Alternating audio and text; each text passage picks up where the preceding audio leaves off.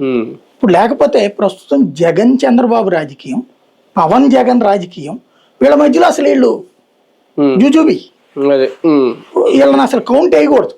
కానీ వీళ్ళే హైలైట్ అవుతున్నారు. ఎందుకు? సోషల్ మీడియా పుణ్యం ఒకటి పక్కన.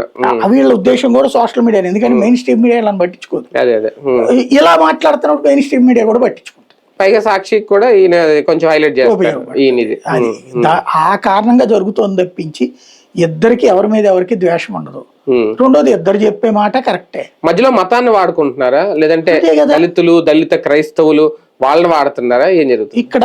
వీళ్ళకి ఇప్పుడు ఒక టీం ఏం తయారైందంటే దళితులు మతం మారడం అన్నటువంటి కాన్సెప్ట్ ఒక ఆస్పెక్ట్.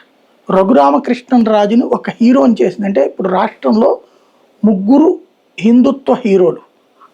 ఎలాగా ఒకప్పుడు విశ్వ హిందూ పరిషత్తు, ఆర్ఎస్ఎస్, బీజేపీ వీళ్ళందరూ దశాబ్దాల తరబడి కొట్టుకోగా నరేంద్ర మోడీ కేంద్రంలో అధికారంలోకి వచ్చాడు, అనేక రాష్ట్రాల్లో అధికారంలోకి వచ్చింది. ఆ తర్వాత ఇక్కడ వచ్చేటప్పటికి ఆంధ్రాలో మాత్రం ఆ ఇంపాక్ట్ క్రిందసారి రాలేదు. ఈ ట్రిప్ వచ్చేటప్పటికి కూటమిలో బీజేపీ కలవడం వల్ల 164 సీట్లు సాధించగలిగింది. ఈ మూమెంట్లో భారతీయ జనతా పార్టీ సహకారంతో కూడా సంబంధం లేకుండా నేరుగా విశ్వ హిందూ పరిషత్ ఒక కార్యక్రమం చేసింది, హైందవ శంకరరావు.